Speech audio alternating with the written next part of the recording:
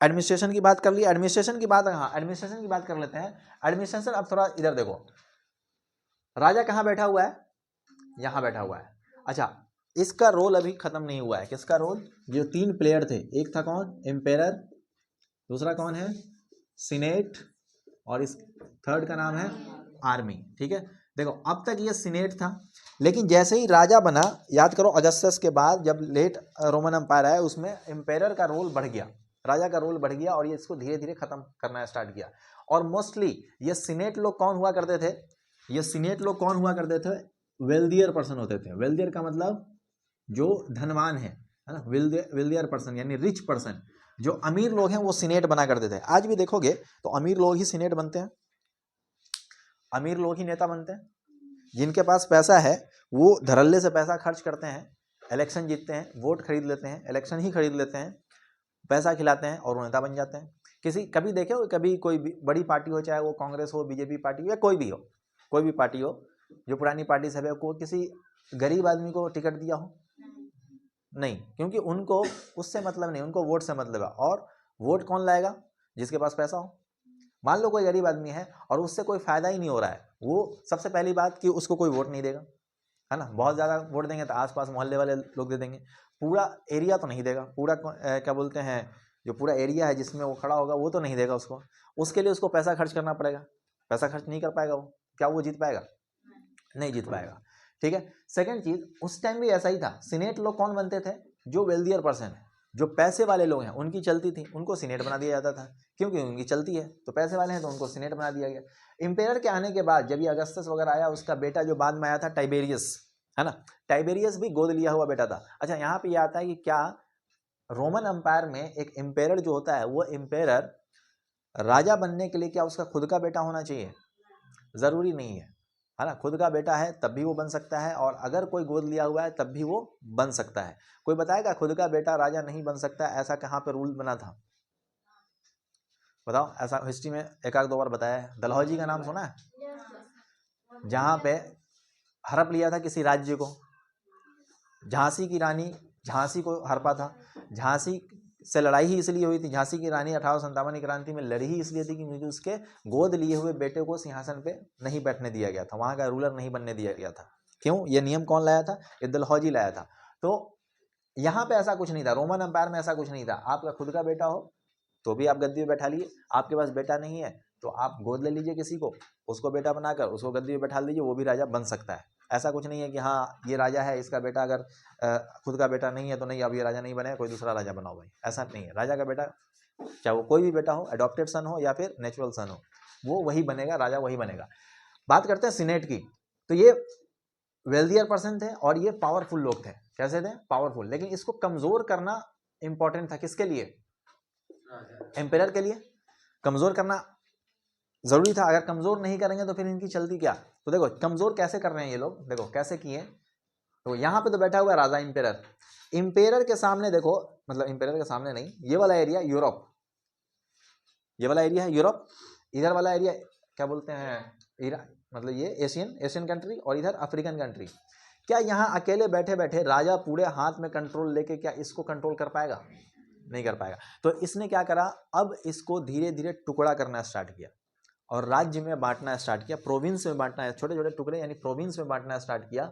और वो प्रोविंस, जैसे यहाँ पे कुछ प्रोविंस बना लिया, यहाँ पे कुछ, यहाँ पे कुछ, यहाँ पे कुछ, यहाँ पे कुछ, ऐसे प्रोविंस में बांट दिया। अब पूरा यूरोप एक साथ रोमन एम्पायर नहीं कहलाएगा, ये क्या कहलाएगा? छोटे, ये तो ये समुंदर है, सी है, सागर है, यहाँ पे ये ऐसे ऐसे प्रोविंस बांटना स्टार्ट किया। ठीक है, यानी छोटे छोटे टुकड़ा करके राज्य बना दिया। जैसे आज इंडिया में राज्य है ना, अलग राज्य, एक राज्य, सबका अपना अपना चीफ मिनिस्टर है। राजा ने क्या किया, एम्पायर ने क्या है, सारे को प्रोविंस में कन्वर्ट कर दिया। और देखो, जिसको डायरेक्ट कंट्रोल में ले सकता है, जिसको डायरेक्ट कंट्रोल में ले सकता है उसको डायरेक्ट कंट्रोल में ले लिया।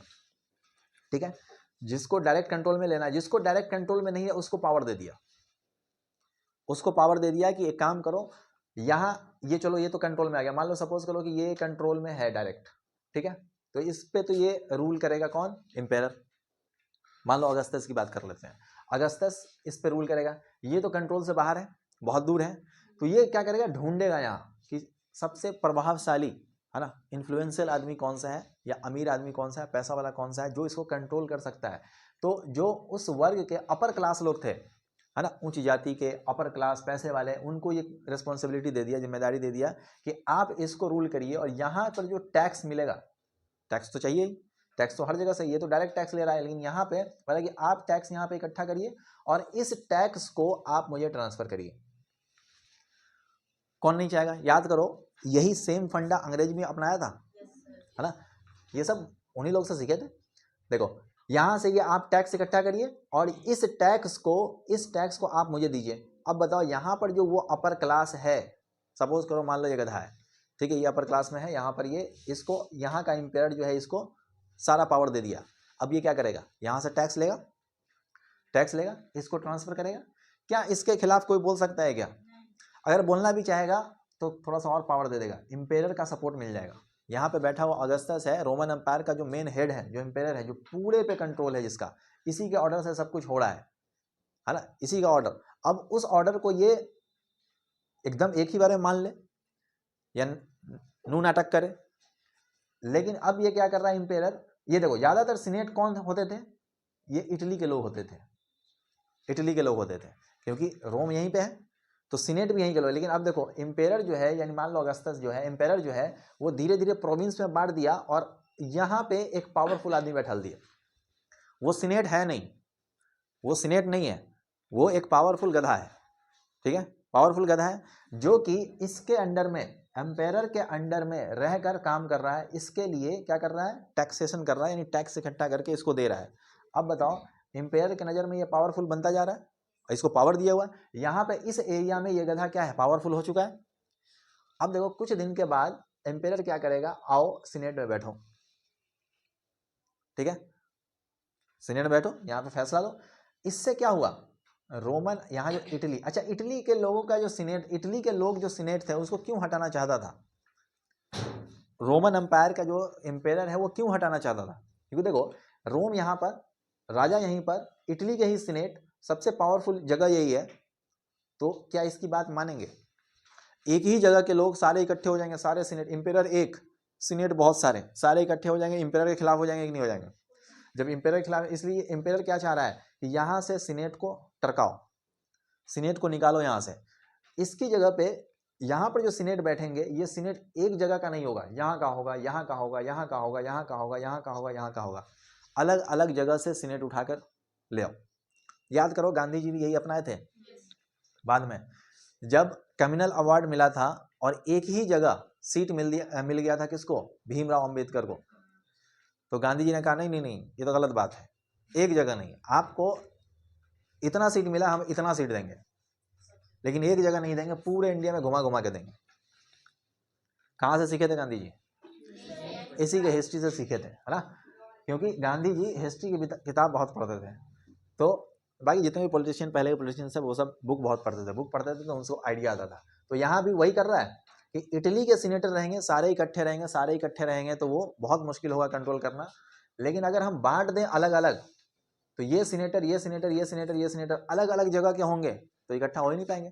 इनका कल्चर अलग, इनका लैंग्वेज अलग, ये इनकी बात पता चला, ये बोल रहा है आम, तो आम का आ समझ में आया, म समझ में नहीं आया, है ना। बोले लीची का ची समझ में आया, ली नहीं समझ में आया, ठीक है। यानी कुल मिलाकर अलग अलग। मान लो तुम्हें अगर अभी यूरोपियन के साथ बैठा दिया जाए, इंग्लैंड के साथ बैठा दिया जाए, तुम्हारा झगड़ा होगा कभी? या तब कभी यूनाइट होकर किसी के खिलाफ खड़े होगे क्या? नहीं। तुम्हारे दिमाग में क्या चल रहा है पता ही नहीं, लेकिन इकट्ठे सारे नरकटिया का भर दे तुम्हारे एरिया में। मान लो कहीं बाहर हो, सारे नरकटिया वाले हो, नाम ले लिया क्या?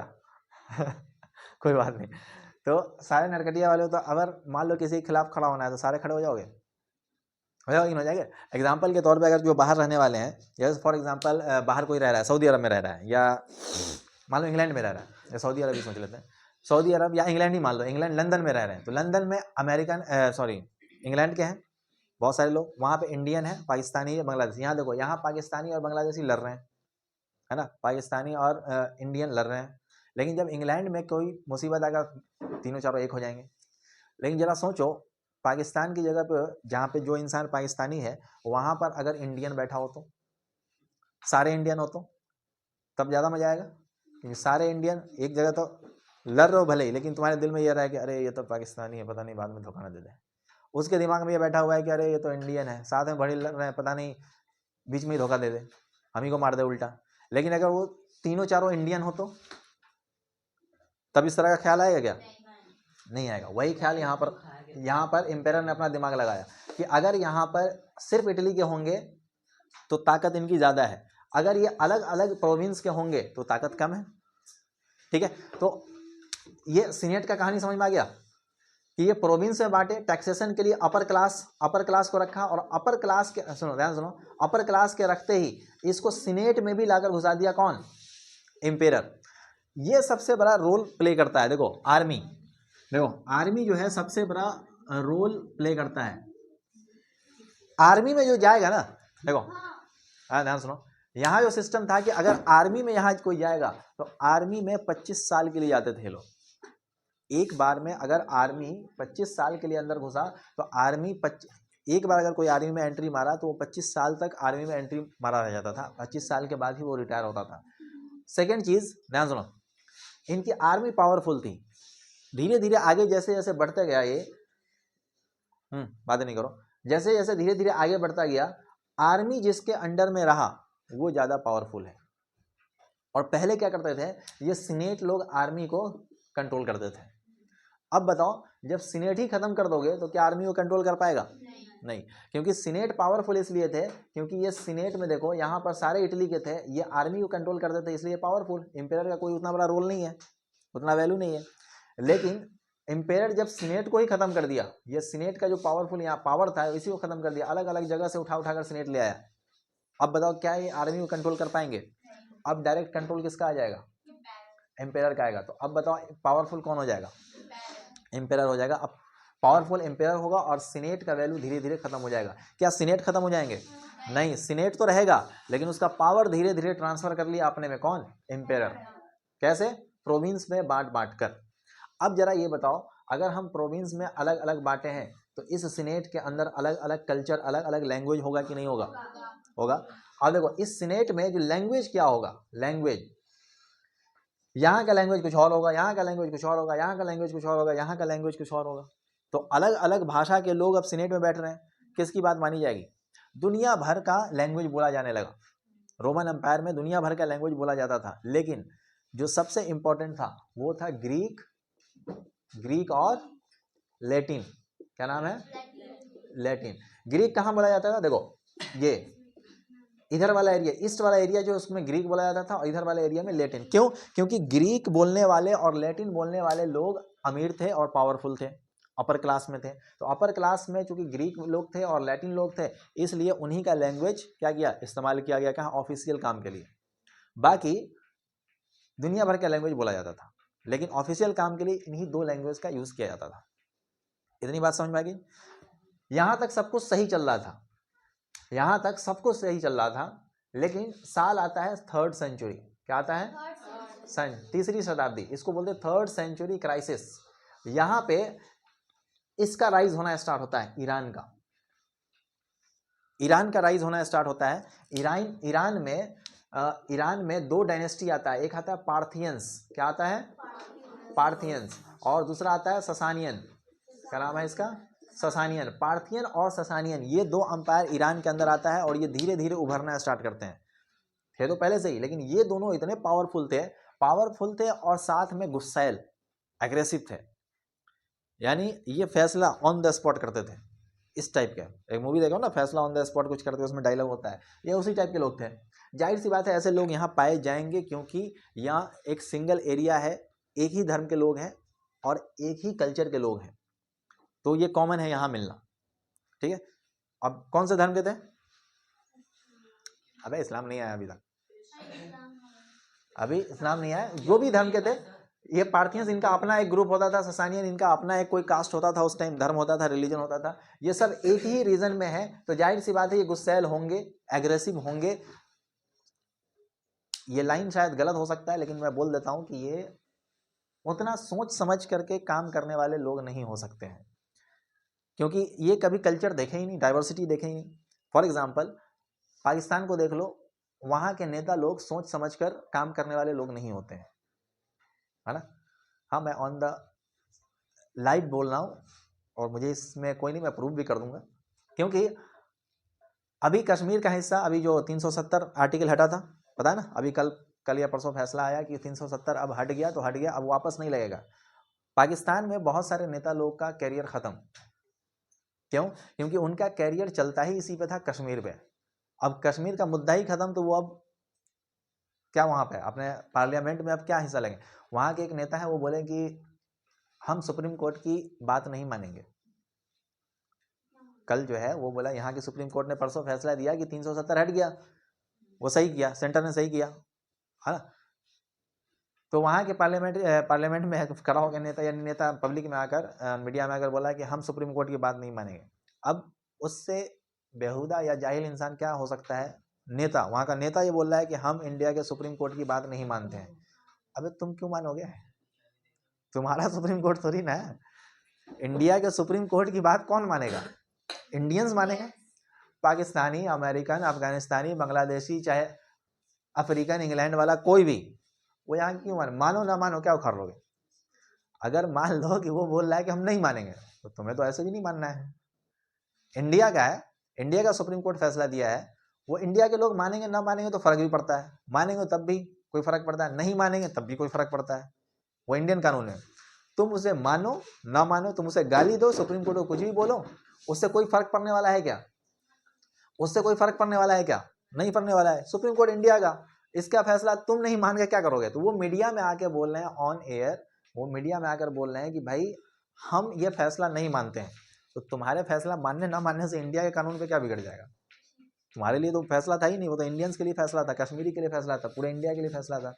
तो वहाँ इस तरह का क्यों है? क्योंकि वहाँ सिर्फ एक ही कानून है, वो असल में उसको इस्लामी कानून बोल भी नहीं सकते हम लोग। वहाँ इस्लामी कानून नहीं है, वहाँ आर्मी कानून है। और इस्लाम को अगर कोई बदनाम किया है तो वही लोग बदनाम किए हैं, इस्लाम का नाम ले लेकर। वो कश्मीर को मुद्दा बनाकर वो आपस में लड़ रहे हैं, इंडिया और इसमें पाकिस्तान में, और बीच में इस्लाम को उसेर के उसको बदनाम किए हुए हैं। वहाँ कौन सा कानून है जो इस्लामी कानून है, जरा मुझे बताओ। पाकिस्तान के अंदर कौन सा ऐसा कानून है जो इस्लामी कानून हो? ऐसा तो कुछ भी नहीं है वहाँ कानून। बात समझ में आई? तो अब 3rd सेंचुरी क्राइसिस की बात करें तो यहाँ पे पार्थियंस और ससानियंस आ गए। जब ये पावरफुल होंगे, एग्रेसिव होंगे, गुस्सैल होंगे, तो ये क्या करेंगे? पूरा जोड़ लगाकर इसके ऊपर हमला करेंगे। जब हमला करेंगे तो कुछ देर तक तो जीतेंगे, लेकिन परमानेंट जीत पाएंगे क्या? नहीं जीत पाएंगे, परमानेंट नहीं जीत पाएंगे, क्योंकि इनके अंदर वो पाकिस्तान वाली खसलत है ना। ये जोड़ लगाएंगे 10, 15, 20 साल, 50 साल तक एकदम पूरा ताकत लगाकर इसको जीतते जाएंगे, लेकिन फिर अचानक से डाउनफॉल होगा उनका। ये रोमन एम्पायर अपने पूरे स्ट्रेटजी के साथ जीत रहे थे, वो चलेगा लंबा, लेकिन ये ज़्यादा दिन नहीं टिकेंगे, बस 10 से 15, 20 साल, उसके बाद वो फिर इनका डाउनफॉल होगा। यहाँ पे इस्लाम आएगा, और इस्लाम आते ही यहाँ का पॉलिटिकल सिस्टम खत्म होगा और स्टार्ट होगा, और इसके बाद ये इसको भी लपेट लेंगे। बस भाई, जो एग्रेसिव डायनेस्टी होती है उनको लपेटना बहुत आसान होता है ना। जो एग्रेसिव होता है उनको लपेटना बहुत आसान होता है। एग्रेसिव जो होता है वो ज़्यादा दिन तक नहीं टिकता है ना। हिस्ट्री में उठाकर देख लोगे, बहुत सारे हिस्टोरियन हिस्ट्री में होगा कि वो जो एग्रेसिव राजा लोग या फिर एग्रेसिव डायनेस्टी लोग, वो ज़्यादा दिन नहीं टिकेंगे। वो 10 साल, 20 साल, 50 साल, 100 साल, उससे ज़्यादा नहीं, उसके बाद फिर वो उनका डाउनफॉल हो जाएगा। ठीक है, इसके आगे 3rd सेंचुरी क्राइसिस आगे पढ़ेंगे, यहीं तक रखते हैं इसको। ठीक है, इसको नोट करना चाहो तो नोट कर लो, वरना वीडियो देखते रहना।